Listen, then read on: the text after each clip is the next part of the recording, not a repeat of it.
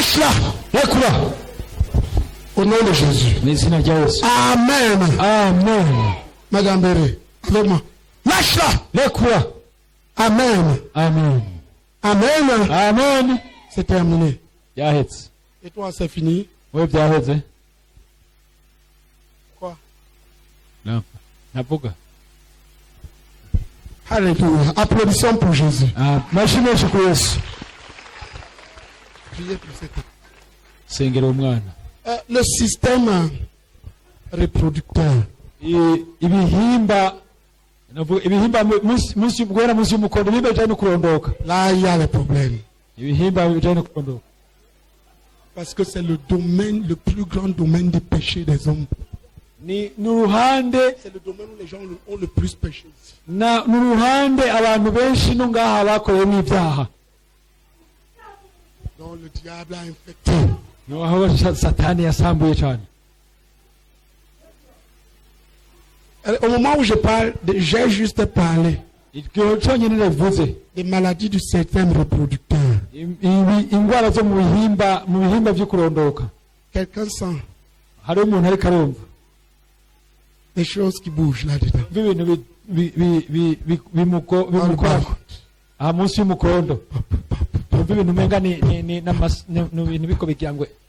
C'est qui?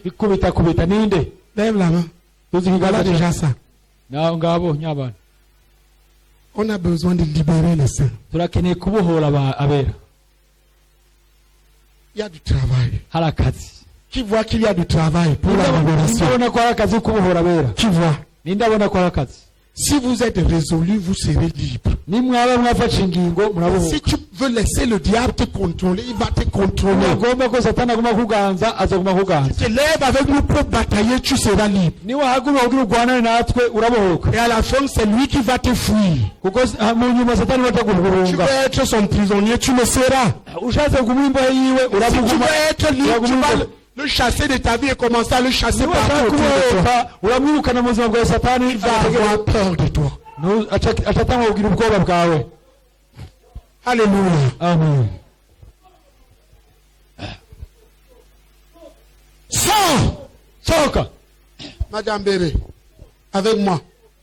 Sors au nom de Jésus. Amen. Amen. Amen. Amen. Amen.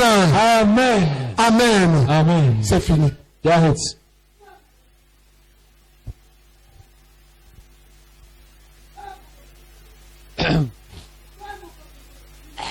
Prie avec moi. Amen. Amen. Amen. Amen. Tu sors. Allez, vas-y, quittez-la. C'est fini. Yahetse. Ce n'est pas encore fini. Il faut. C'est une croyante. Non, elle est nouvelle. Vous voyez, on a commencé un travail, on vient de bousculer le diable. Vous avez du travail. Ces jours-ci, personne ne mange, personne ne respire. Elle confesse tous ses péchés. Et ça va tomber complètement. Allez, quitte-la. Allez. Tombe. Amen. Ce ventre n'est pas à toi. Elle est morte. Gloire à Jésus. Gloire à Jésus. Amen. Gloire à Jésus. Amen. Sors du Saint-Esprit. Sors du Saint-Esprit. Partez. Sors. Rabashanda. Gloire à Jésus. Gloire à Jésus. Amen. Gloire à Jésus. Amen. Elle n'est plus ton temple, elle appartient à Jésus. Amen. Sors du Saint-Esprit sur vous. Partez, quittez-la. Complètement. Tous. Partez, ne revenez plus. Alléluia. Amen. Dites Amen. Amen. Amen. Amen. Amen. Amen. Amen. Amen. Amen. Amen. Sors. Sorcellerie. Toute semence. Partez tous. Carabachette Kadera. sohoka genda. Amen. Genda sohoka. Amen. Genda. Alléluia. Amen. Alléluia. Amen. Alléluia. Amen. Alléluia. Amen. Amen. Amen. Amen. Amen. Applaudissons pour Jésus. Amashimwe kuri Yesu. Ça, c'était une forteresse. No cyari inkomezi cy'umupfumu. Il fallait un bulldozer pour le casser. Yari akeneye tragiteri ikomeye kuyisambura. Applaudissons pour Jésus. Amashimwe kuri Yesu. Tu as été libéré. Confesse tous tes péchés. Cherche. Wabohowe. Les dirigeants seront libres ici. Demain, on continue le travail. Si tu laisses le diable, il va te détruire. Niwareka Satani azagusambura. Si tu permets que Jésus-Christ te libère, c'est toi qui vas le détruire. Applaudissons pour Jésus. Il faut que toi tu le détruises. C'est toi qui as le pouvoir.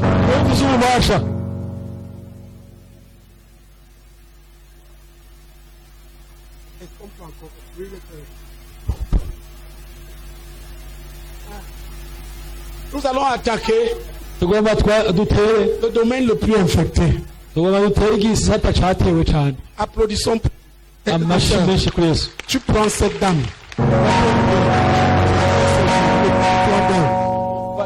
Elle confesse tous ses péchés. On l'avait mis dans un... Alléluia. Amen. Amen. Amen. Amen. Amen. Amen. Amen. Amen.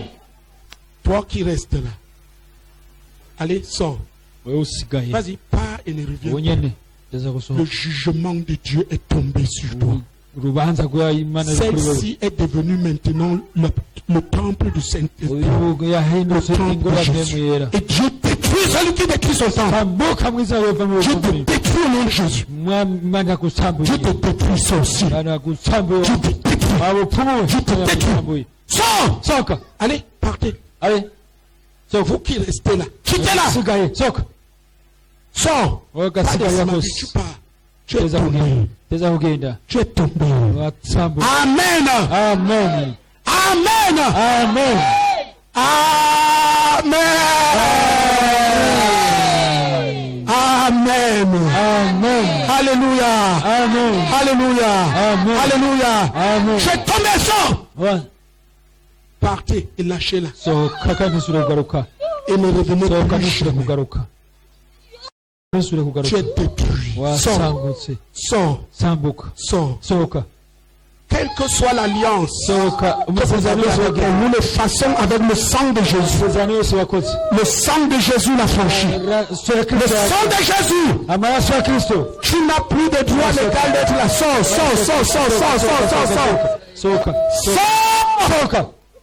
Et ne reviens plus. Allez, sors. Le sang de Jésus l'a franchi. L'acte par lequel tu l'accusais, déchiré à la croix de Calvaire. Plus de pouvoir légal ici. Les péris. Partez. Dans les abîmes du ténèbres. Allez, dans les abîmes. Tous. Allez, sortez. Dans les abîmes. Partez. Tous. Du dernier au premier. Vous tombez. Dans les abîmes. Allez-y. Tombez. Dans les abîmes. Tombez. Karabashanda.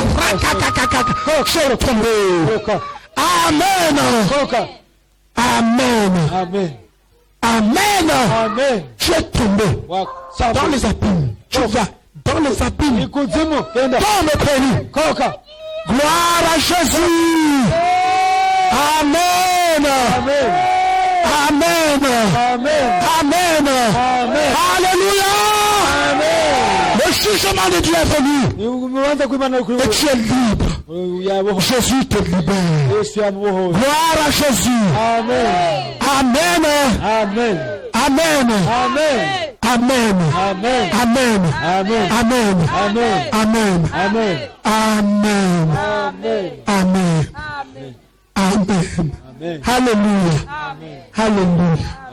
Alléluia. Applaudissons pour Jésus. Madame, fuis rapidement et cache-toi en Jésus. Confesse tout. watura ibyaha byawe byose hamubohoke. Qui est comme Jésus? Ninde ameze nka Yesu? Nta n'umwe yosa na Yesu. Nta n'umwe yosa nawe. Nta n'umwe yosa na Yesu. Nta n'umwe yosa nawe. Ndagenze hose hose, nazungurutse hose hose,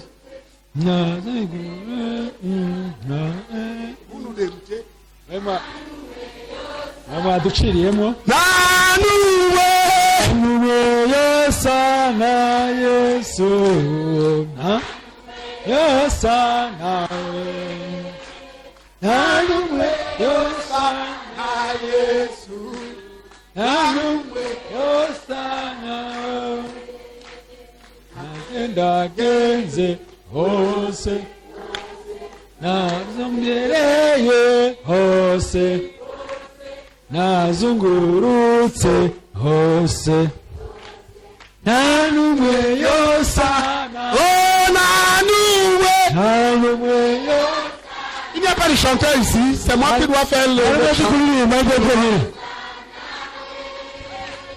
Nta n'umwe yosa. Nta n'umwe yosa. Nta n'umwe. Turahaguruka twese tuvuge ko ata n'umwe asa na Yesu.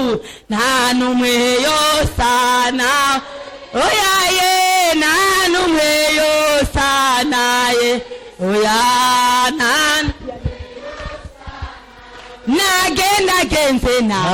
nagenze hose nazungereye hose nazungurutse hose nta n'umwe yosa nawe. Nta n'umwe yosa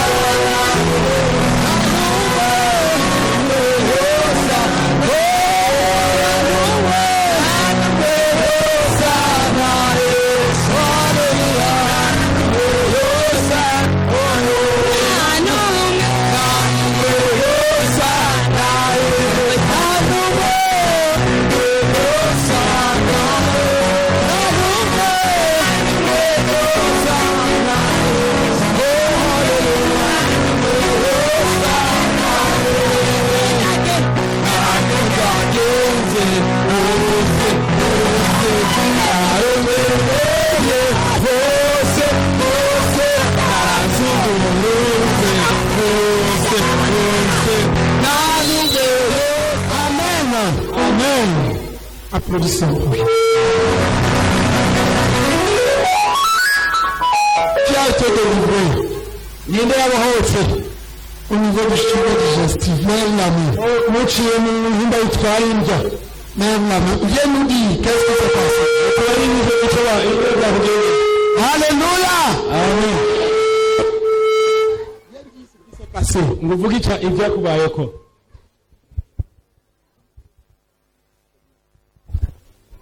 Nous voulons au moins 3 personnes là Dukeneye n'imiburibure abantu batatu qui vont rendre témoignage de ce que Dieu a fait concernant la guérison ou la délivrance de leur tube digestif. bashimye kubikoretse. Nous parlons des réalités. cyangwa mu kubohoka mu bijyanye no mu bihimba bitwara ibyo kurya. Nous t'amenons dans les réalités. Jésus entre dans les réalités humaines. Yesu yinjira mu kuri k'umuntu, mu kubaho k'umuntu, mu kuri kwiwe. Pour libérer les hommes qui le veulent. kugira ngo abohore abantu babishaka.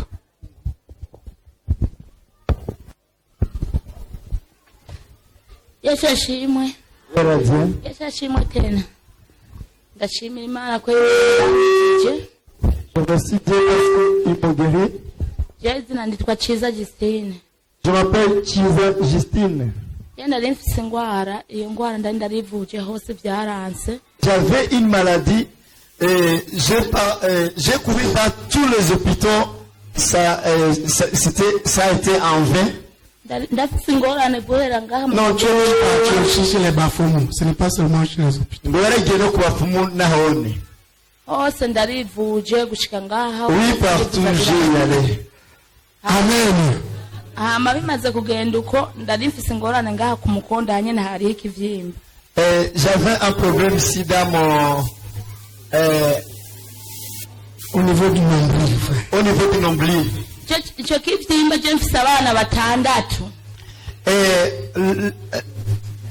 Le kyste est là. J'ai 6 enfants. Ndakwiyumvira ukuntu abana nzobagaburira. Je pensais comment les nourrir. Nanguye kuwimvira kuza kudandaza ndi muhira yara mahoro. Quand je suis à la maison, c'était la paix. Mais quand je pensais aller à faire la commerce, hama bimaze kugenda uko mugabo bitangwe ntangwe kwimvatira kanza kudandaza campera ngaha mu maguru hose mbabara gushika hamunda. Quand je pensais à aller faire la commerce, directement, je sens le du pied jusqu'à mon ventre, à mon ventre. Nkumva ko byanse nyene nkumva ko mbuza amahoro. Et là, c'était très très mauvais. Je manquais la paix. Jenda jya kuzuba gusa honyene mwijoro je sindajya. Je mangeais pendant la journée, la nuit je ne mangeais pas. Kandi ndakwihamwe amahoro nyene nkajya rimwe nkajya nabi nyene kubera ububabare bwinshi mfise mu nda. Je mangeais comme ça à cause de cette douleur que j'avais dans mon ventre. Kandi umbona ngenda bona nkomeye kandi kweri ndagenda nyene nkahambirira. Et ceux qui me voient, ils me voient que je suis à l'aise parce que je marche sans problème, mais c'est comme si j'essaie de forcer. Batangwe gusenga bavuga ngo basengera abantu bafise ingorane mu nda. Et quand on a commencé à prier pour ceux qui ont des problèmes dans le ventre, bari kumwe n'ujya mu mama. On était ensemble avec cette maman. Mama pasteur. Elle est la maman la femme du pasteur. Je lui ai dit, touche dans mon ventre comme ça pour entendre. Il y avait beaucoup de choses qui circulaient dans mon ventre. Elle-même, elle a senti ça. Elle m'a demandé. Qu'est-ce que tu sais ce que j'entends circuler dans ton cœur, dans ton ventre? J'étais mal à l'aise.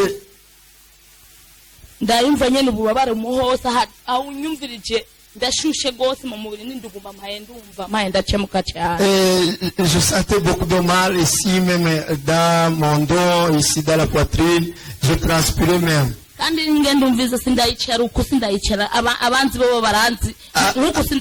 je ne pouvais pas me courber comme ça. Alléluia!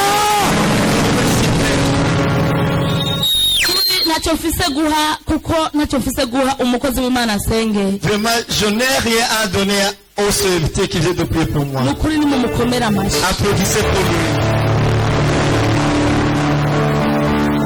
Le serviteur pas déjà en Jésus, il est déjà content. La deuxième chose, et je vois les tomates. Et comme Dieu vient de me délivrer, j'ai 6 enfants, je répète. Je vais lui donner 20 000.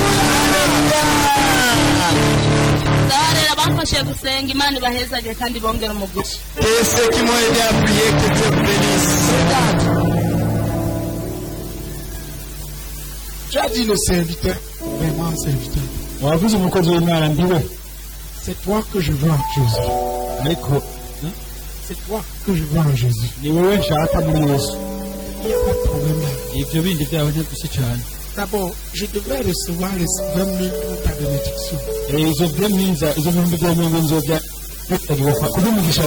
Considère que je les ai. Et que ces 20 000, Dieu les multiplie par 100. Amen. Amen. Au nom de Jésus. Tu travailles avec elle, vous finissez avec son passé parce que c'est une personne qui était une forteresse. Sa vie pour éviter le ulikuwa litahura Et Jésus est avec toi. Yesu ari kumwe nawe La paix soit avec toi. Amen. ubunyunyuwe bane nawe Jésus libère. Yesu arabohora Il pardonne. arakiza Il délivre. arabohora. Je vais rapidement toucher un autre domaine. Ngomba gukora byerigeza Si je laisse ça, plusieurs vont partir ici avec des difficultés. hamwe ntabikoze ko abantu benshi batahana ibibazo Le domaine sexuel. ku kibazo kijanye n'ibihimba by'irondoka. Amen. Amen. Au nom de Jésus. Mu izina rya Yesu. Voyez, dès que je commence à parler de ça, des trucs commencent à bouger. Iyo ntanguye kuvuga ibyo hatatanguye ko ibintu bizunguruka ngaha mu ntantu munsi y'umukondo. Nous allons juger Satan. Tugomba gucira urubanza Satani Au nom de notre Seigneur mu izina Jésus. ry'umwami wacu Yesu Kristo. Il doit te quitter. Ategereza kuvamwo. Nous commençons par ça. Jusqu'à ce que celui qui chasse Satan Ni ukuvuga tuteza kugufasha tutobandanya kugufasha kugira ngo ubohoke uhinduke nawe wirukana au Satani. lieu que ce soit toi qui es chassé par Satan. Atari wewe uteza kwirukanwa na Satani. C'est lui qui va te fouiller maintenant. Ni Satani uteza kuguhunga. Alléluia! Amen. Tu te lèves comme un soldat de Jésus Haguruke nk'umusoda wa Yesu pour combattre tout ce que le diable a placé pour détruire ta vie sexuelle. kugira ngo usambure ibyo byose Satani yakoze kugira ngo asambure ubuzima bwawe bwo mu bihimba by'irondoka. La première chose que tu fais, Ikintu cya mbere uteza gukora confesse tout ce que tu reconnais avoir fait comme péché sexuel. witandukanye wature icyaha cyose uzi kijanye n'iby'ibihimba by'irondoka. Prions ensemble. Dusenge Tous. mwese musengere yitanduka yihane kijanye cyo mu bihimba by'irondoka. Icyo warakoze kijanye n'ubusambanyi icyaha cyo kijanye n'ibyo mu bihimba by'irondoka. Les impudicités, la masturbation, watura ubushakanyi ukwishusha pornographie, tous les péchés sexuels. uraba Karabashanda rakabaka sandaraka. Karabashite kabadora la kabaka. Supplie le Seigneur de te pardonner usaba Imana imbabazi kugira ikubabarire et de prendre possession de ta vie sexuelle maintenant pour la purifier. Imana kugira ngo icakire ibihimba bya ibihimba Karabashanda rakabaka sapaka jore kabaka. Dora la kabaraka tara sandaraka. Shinde kabadora.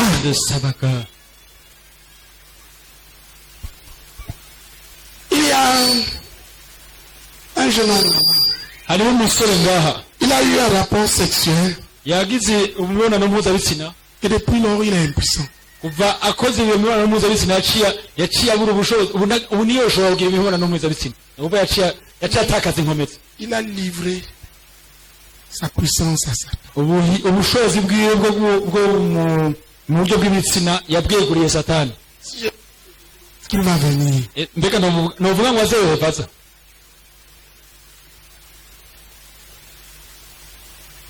Dieu veut te livrer. Yesu agomba kukubohora. Voici ton heure. Nawe niwo mwanya wawe. Si tu peux venir publiquement, tu viens. Si tu ne peux pas venir publiquement, prends le pasteur. Nimba utoshobora kuza uze wumva utoshobora kuza naho wewe uja kureba pasteur wewe urondera pasteur mu kanya gakurikira ku mugoroba.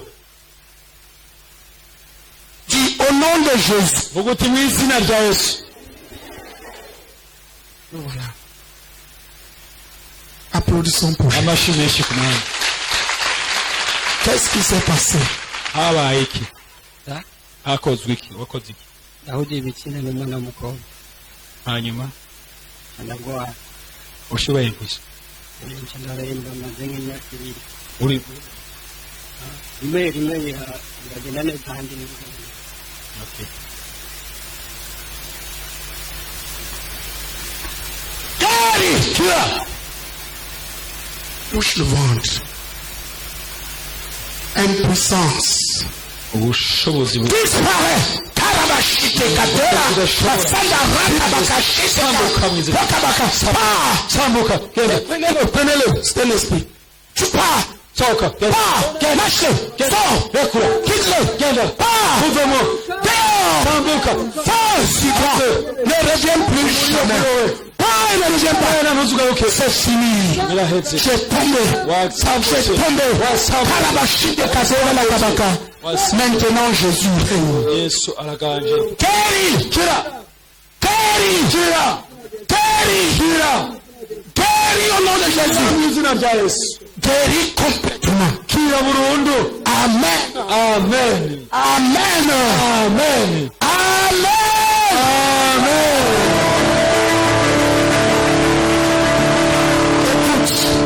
Écoute. Il est ici. Frère, sois correct. Jésus te délivre. Mais ne pas plus tenter. Tu pourrais ne pas en sortir. Applaudissons pour Jésus. Dis à ton voisin, c'est Jésus. Dis-lui, c'est Jésus.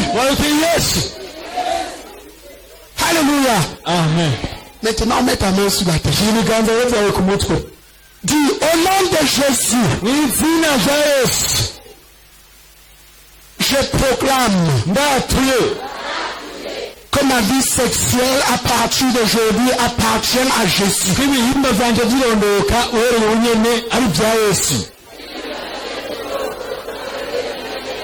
Au nom de Jésus de Nazareth, ma vie sexuelle, tu n'appartiens plus au péché. Tu n'appartiens plus au péché. Dis, au nom puissant de Jésus, ma vie sexuelle, je te sépare du péché. Au nom de Jésus, je te sépare de l'impudicité.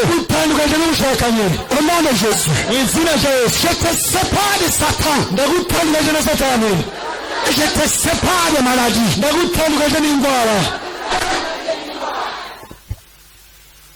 Au nom de Jésus de Nazareth, puissance démoniaque,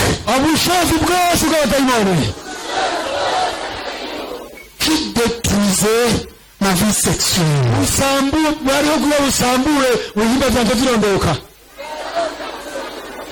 Dans le puissant nom de Jésus, puissance démoniaque, qui détruit ma vie sexuelle. Dieu te détruit au nom de Jésus. Tu es détruit. Tu es détruit.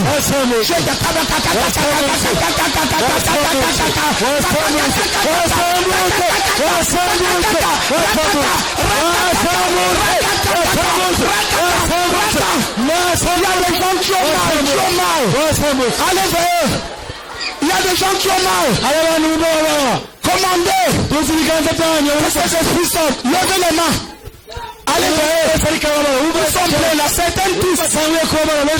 Certaines poussent. Tu dois sortir. Tu dois sortir. Tu as mal, lève la main.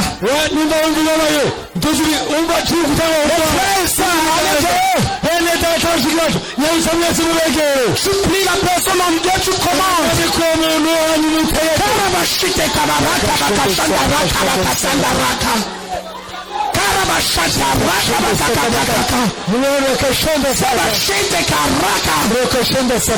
Plusieurs doivent être délivrés maintenant. C'est fini.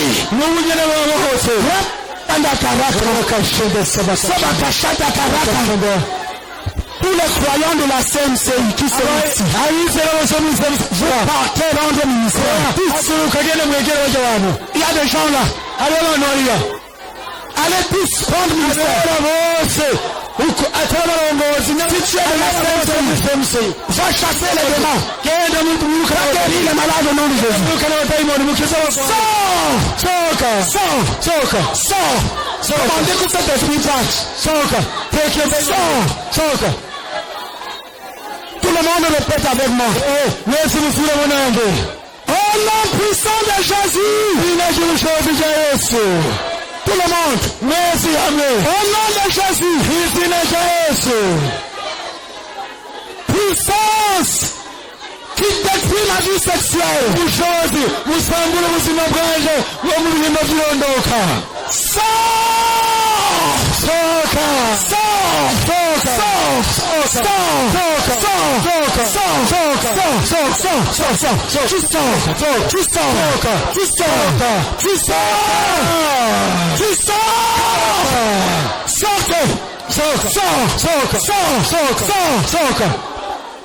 Allez vers eux.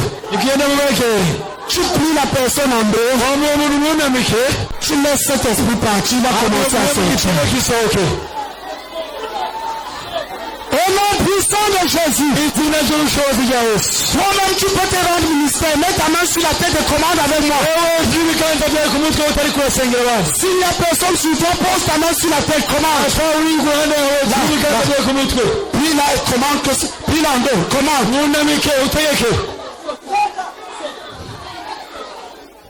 Prie au nom puissant de Jésus.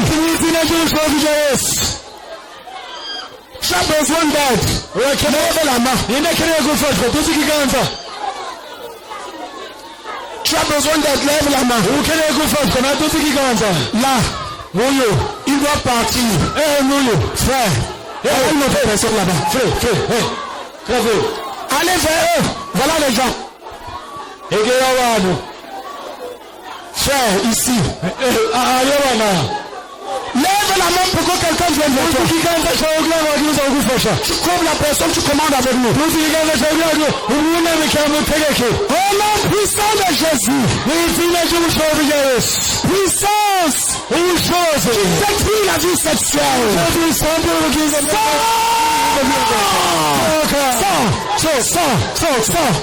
Quitte là. Tu es tombé. Allez. Tombe, tu es brisé. C'est fini. Tombe et produit. Et ne reviens plus.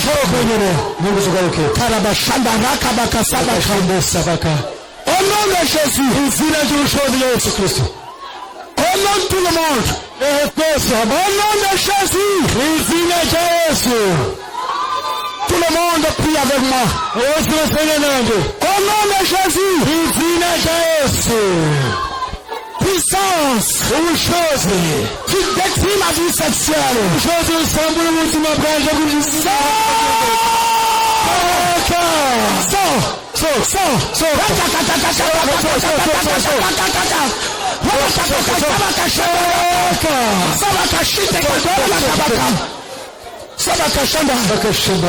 Soka.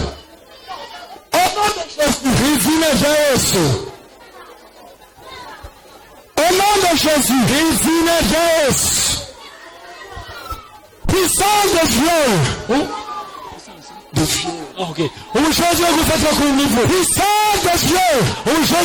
Mettez la main sur la tête. Il y a des gens qui en ont besoin. Répétez avec moi. Au nom de Jésus.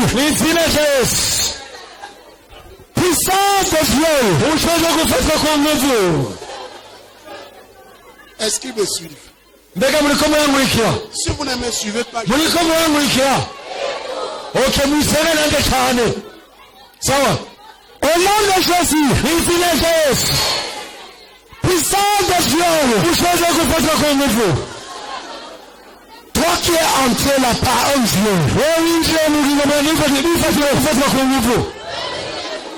Oh, quand tu te trouves dans maintenant dans un lieu, tu es brisé. Tu es détruit. Lâche-la.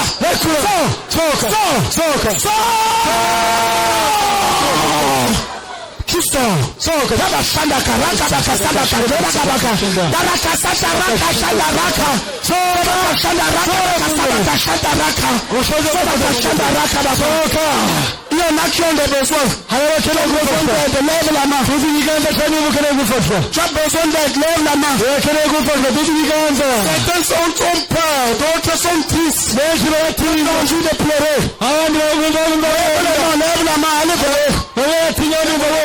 posez les mains. Séparez-les. Karabashanda raka. Allez vers eux.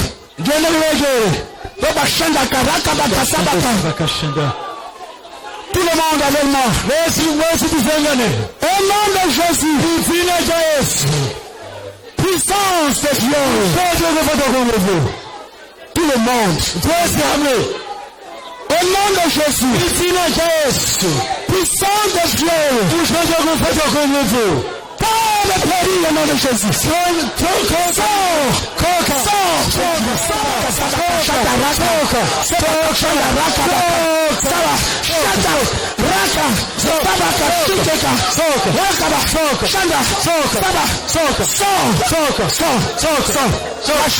Cet enfant a été fait.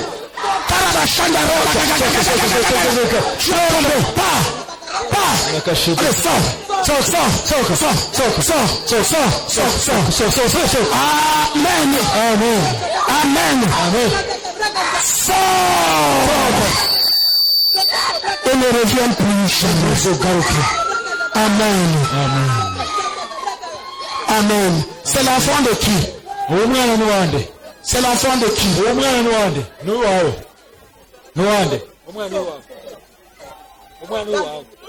C'est l'enfant de qui ici? Il y a un ministère. Mais ça m'entend pas.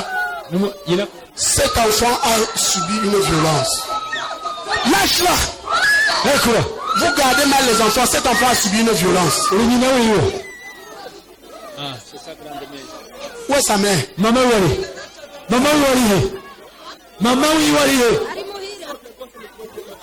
Seigneur, guéris cet enfant. Guéris-la des blessures de cette violence. Lâche-la. Esprit de Dieu. Tombe et péris. Guéris. Guéris de ce kabakashanda karaka bakasaba kabakatore la kabaka sebakatore kabakatore la kabaka sebakatore kabakatore. Je veux une maman qui va prendre cet enfant. Regardez les femmes. Vous laissez vos enfants n'importe comment. Le diable va les détruire avant l'âge. Je veux une maman. Qui va s'occuper de cet enfant. Il y a un traumatisme sérieux.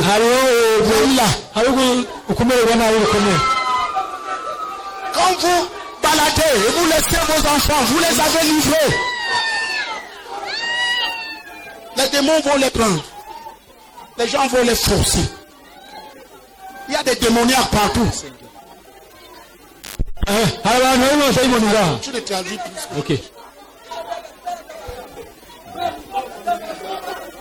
Lâche-la. Je veux une maman aussi.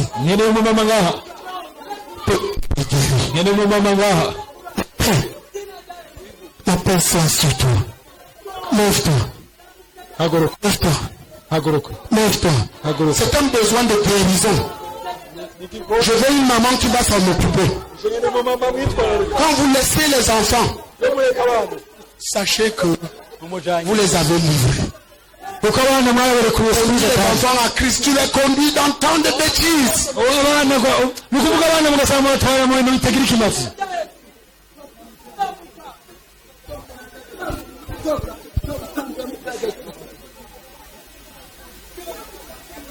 Amen. Amen. Alléluia. Amen. Elle est libre. Applaudissons pour Jésus. Nous n'avons pas terminé. Et toi, on a juste touché un petit bout de ce.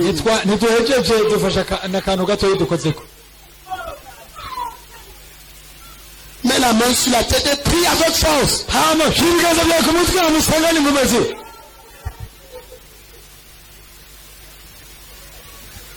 que Dieu guérisse. Prions ensemble que Dieu guérisse. Que le Saint-Esprit guérisse tous ceux qui ont été violés. Prions le Seigneur ensemble.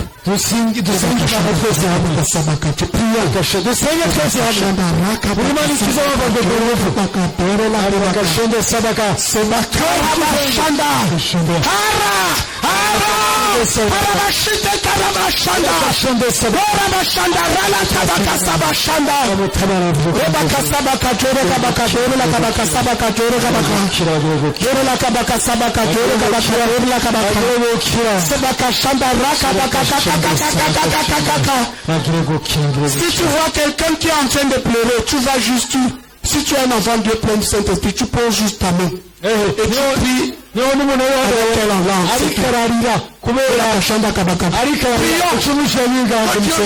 Même ceux qui ont été violés, les guéris cette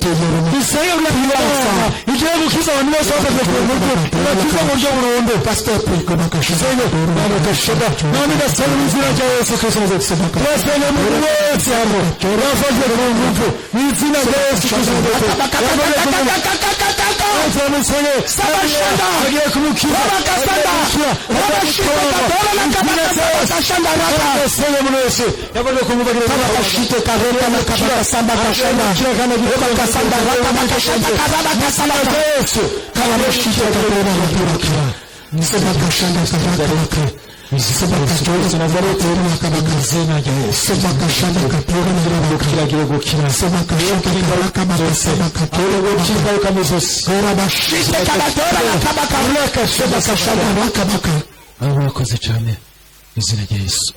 Dis au nom de Jésus. Puissance d'impudicité et d'impureté sexuelle. Tu es brisé au nom de Jésus. Tu es détruit. Tu es détruit. Tu es détruit. Tu es détruit. Détruit. Dis au nom de Jésus de Nazareth. Répétez tous à haute voix. Je vois. Au nom de Jésus.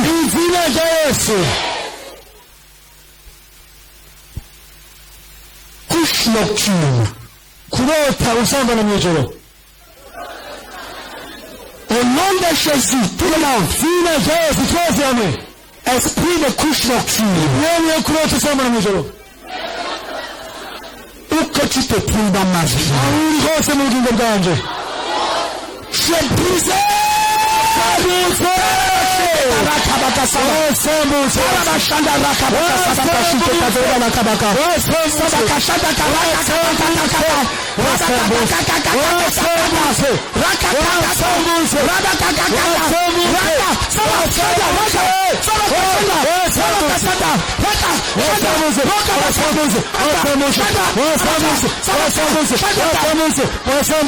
J'ai des difficultés.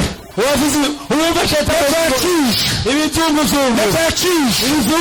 vertige, allez vers mari et femme de nuit.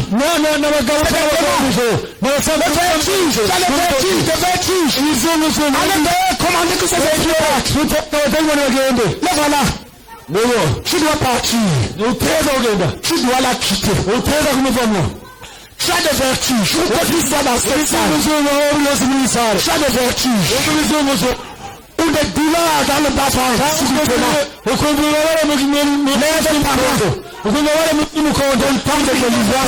Trouver la personne et commander que c'est.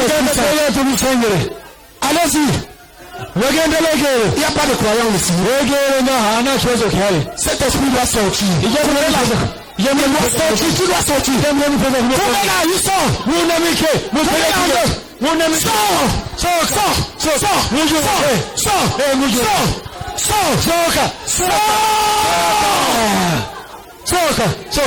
Commande la main sur la tête.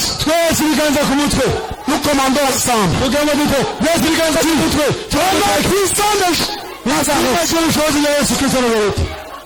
Il y a des gens qui ont déjà déposé.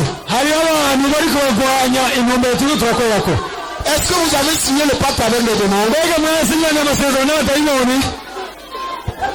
le détruisons au nom de Jésus.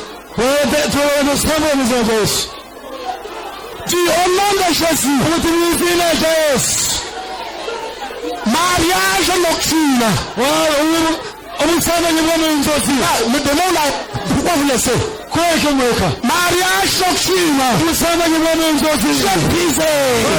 J'ai brisé.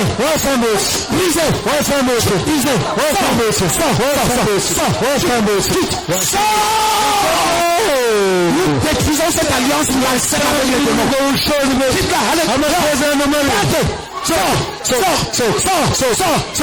Sors ma chou ici. Sors.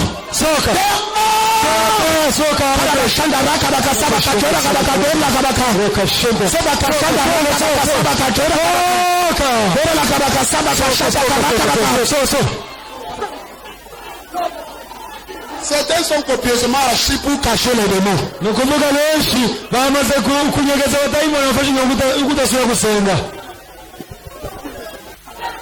Tout le monde met la main sur la tête et prie avec moi.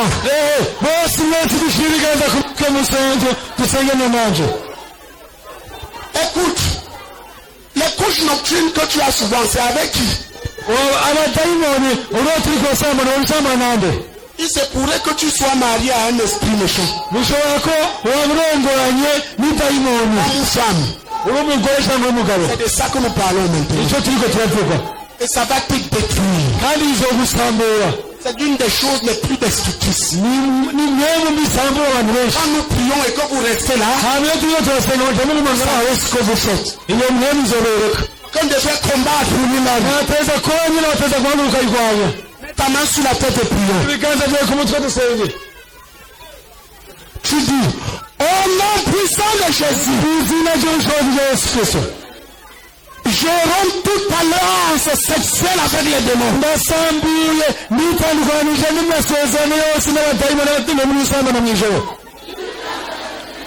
Dis-le fort.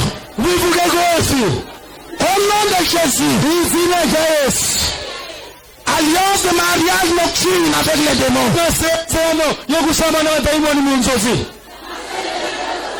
Tu es détruit. Tu es détruit. Tu es détruit. Tu es détruit. Tu es détruit. Tu es détruit. Tu es détruit. Tu es détruit. Tu es détruit. Tu es détruit. Tu as comme envie de venir ou de renvoyer quelque chose. Lève la main. Tu as besoin de délivrance. Allez vers eux. Nous continuons. Allez, suivez les mains. Allez vers eux. Lève la main jusqu'à ce que vienne. Dis au nom puissant de Jésus. Au nom de Jésus, esprit de couche nocturne, sors! Esprit de couche nocturne,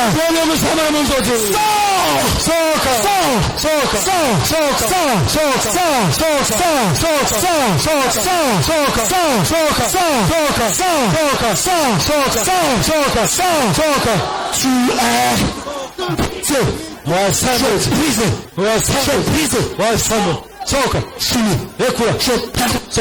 Amen.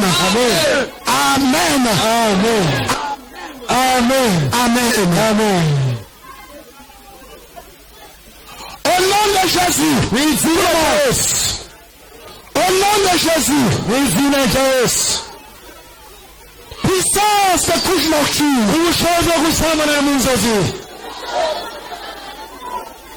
le Seigneur est en train de me dire que la plupart de ses enfants les ont pris sur l'internet et à la télé.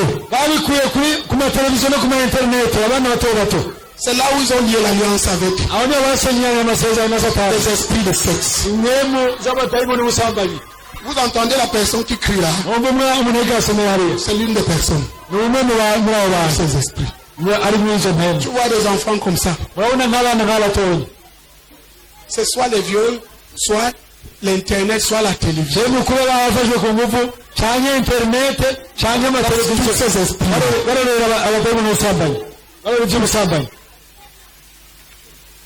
Veillez sur les enfants. cungera abana ibyo baraba Que vos yeux s'ouvrent. niko ngomba ko amaso yanyu yuguruka. Certains d'entre vous savent seulement accoucher. benshi bazi kubyara gusa. Quand il a vieilli, il abandonne là. iyo umaze kubyara uca uterera kure agahinga.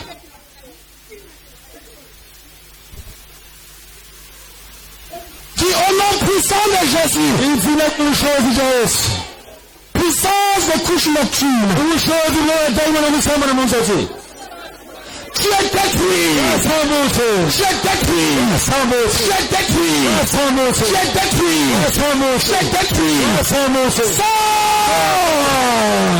Sors au nom de Jésus. mu izina rya Yesu. Sors le reviens. mu izina rya Yesu kandi ugaruke.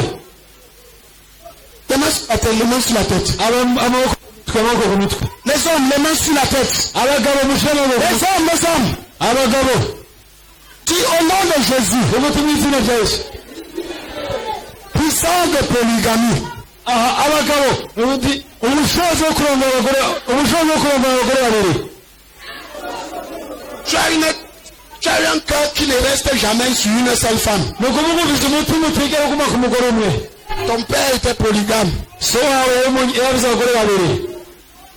Il n'avait jamais une femme. Toi, tu es pareil. so wawe ntiyigeze agira abagore. Tu es chrétien, tu te contiens, mais tu as besoin de délivrance. bakeneye kubohorwa. Plusieurs vont être délivrés là-dessus. benshi barabohoka bateza kubohoka ngaho. Plusieurs des frères qui vont prendre ça au sérieux. abafurere bene data baje gufata ingingo. Je suis une famille polygame. je mvuka mu muryango w'abantu bagira abagore babiri. J'ai dû me rendre ministère je nasenze cyane kugira ngo mbohoke. pour la délivrance. kugira ngo mbohoke. C'est une corruption de la vie sexuelle. ni ubupfu bwo mu buzima bwo mu Votre femme, mets les mains sur la tête. abagabo n'abagore ibiganza byanyu ku mutwe. Dis, au nom puissant de Jésus. mu izina ry'ubushobozi bwa Yesu. Polygamie. abagore babiri. Puissance de la polygamie. ubushobozi bwo kurongora abagore babiri. Oh, que tu te trouves dans ma vie maintenant. uri hose mu buzima bwanjye. Tu es brisé. wasambutse. Tu es détruit. wasambutse. Tu es détruit. wasambutse. Tu es détruit. wasambutse. Tu es détruit. wasambutse. Tu es détruit. wasambutse. Pourquoi tu ne pries pas? Mets les mains sur la tête. Tu n'attends pas. wewe kudasenga. Tu es jeune et rebelle. wewe uri umusore muto w'umugarariji. Tu vois le papa si tu mets les mains sur la tête. urabona abakobwa bariko barasenga bashize ibiganza byabo ku mutwe. wewe nta ngorane mufise. C'est quoi? wowe urwaye amaguru. ibyo bindi nta ngorane mufise. amaboko ararwaye. Tu vas être guéri comment avec une totale rébellion? Puisqu'on te dit que tu ne fais rien. wokira amaguru mute kandi ufise ubugari. Jésus va passer sur ta rébellion et te trouver. yesu yocaye kuri ubwo bugarariji bwawe. Mets la main à ta shira ibiganza byawe ku mutwe. et commande. hamutereke. Au nom puissant de Jésus. izina ry'ubushobozi bwa Yesu. Puissant de la polygamie. ubushobozi bwo kurongora abagore benshi. sohoka. Sors au nom de Jésus. sohoka mu izina. sohoka. sohoka. sohoka.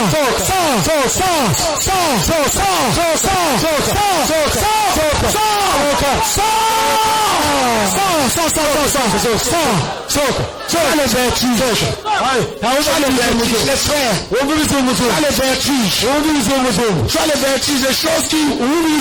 dans ta tête. Lève la main. Lève la main. Allez vers eux. Allez vers eux. Au nom de Jésus. Polygamie.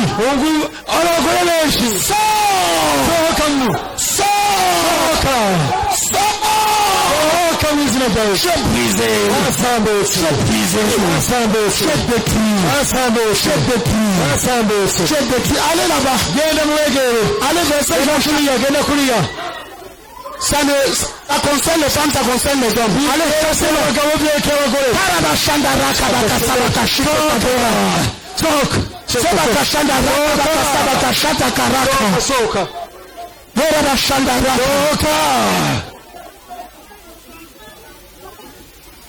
Polygamie.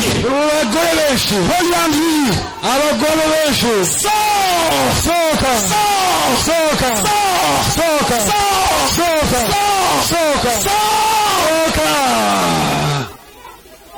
Cet enfant, c'est l'enfant de quelqu'un. C'est l'enfant de qui? uwo mwana ni wande yizanye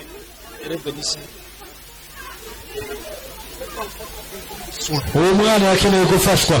Une maman doit la prendre chercher sa famille. yagira umugore amwakira prendre soin de cet enfant parce qu'elle est en train d'être détruite. Elle est en train d'être détruite. umwana ariko arasambuka. Elle cherche seule sa voie pour venir ici. yewe nyine yita Elle est en train d'être détruite. umwana ariko gukora musambura. Quand vous voyez ces choses, réagissez. iyo mubonye ibintu mwene ibyo shakira icyo mukotsi cyamugira icyo mukotsi. Certains d'entre vous devraient ouvrir les maisons pour certains de ces abantu benshi bataza kugura inzu zabo kugira ngo bakire abana mwe nabo.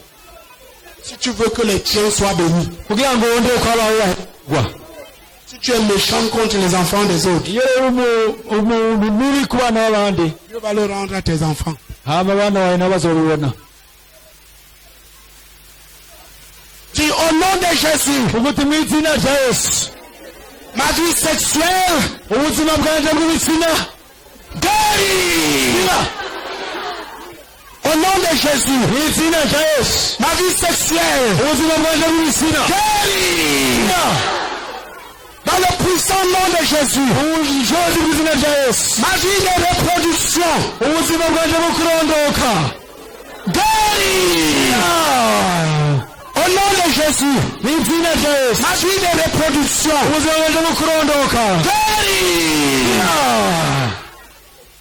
Dans le puissant nom de Jésus, mu izina ry'ubushobozi rya Yesu impuissance, kudashobora impuissance, ubumuga bwo mu bihimba impuissance, ubumuga mu bihimba by'irondoka soit détruit, sambuka soit détruit, sambuka soit détruit, sambuka soit détruit, sambuka soit détruit, sambuka soit détruit, sambuka soit détruit. sambuka Au nom de Jésus, mu izina rya Yesu impuissance sexuelle, ubushobozi ubumuga bwo mu buzima bw'ibihimba by'irondoka impuissance sexuelle, ubumuga bwo mu bihimba by'irondoka tu es brisé, wasambutse tu es détruit.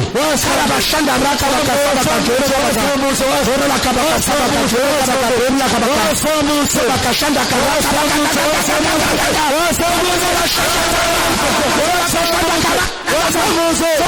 wasambutse. Il y a des gens qui vont sentir le feu dans les entrailles. arabumva ububabare mu bihimba Lève la main.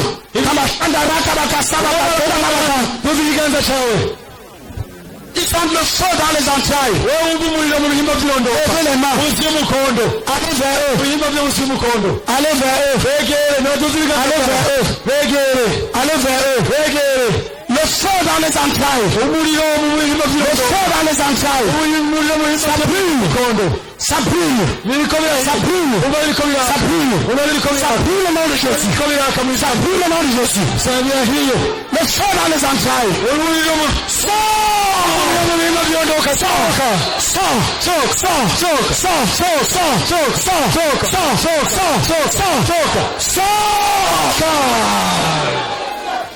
Au nom de Jésus. mu izina rya Yesu Impuissance sexuelle. ubumuga mu bihimba by'irondoka Stérilité. ubumuga Est-ce qu'il prie avec nous? ega muri kumurasenga nanje Ou bien je prie ça?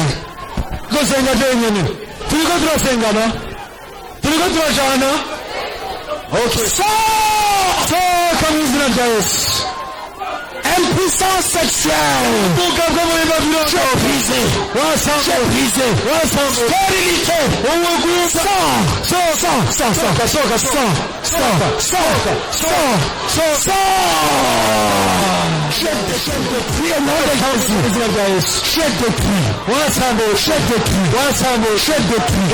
Je détruis au nom de Jésus. Je détruis. Je détruis. Commandez ce frère. Pour cette puissance. burya n'ubundi Maintenant sur la tête là. amaboko ku mutwe Il se cache dans le coin. umuntu ari hirya hariya muri Tu me caches là-bas. Pourquoi quelqu'un a été trouvé? genda Un hariya frère va là-bas. mwene data hariya genda hariya Les frères, tu sens le feu dans ton bavard. wumva umuriro wumva mu bihimba Le by'irondoka feu, le feu. umuriro Lève la main. umuriro tuzi ibiganza Au nom de Jésus. mu izina rya Yesu Stérilité. ubugumba Sors. Laissez-la. Laissez-la. murekure Tu es libre. wabohotse wabohotse Au nom de Jésus. izina rya Yesu Stérilité. ubugumba Fécondité. ubugumba Sors. Sors. Sors. Sors. Sors. Sors. Sors. Sors. Sors. Sors. Sors. Sors. Sors. Les mains sur la tête. ibiganza ku mutwe Au nom de Jésus, izina rya Yesu nous bénissons tes entrailles. wahezagira ibihimba byawe by'irondoro J'ai dit les mains sur la tête. Si tu ne veux pas, ok. niba utashyize ibiganza byawe ku mutwe Au nom de Jésus, n'izina rya Yesu nous bénissons tes entrailles. wahezagira ibihimba byawe by'irondoro Il y a quelqu'un qui a la main levée là-bas.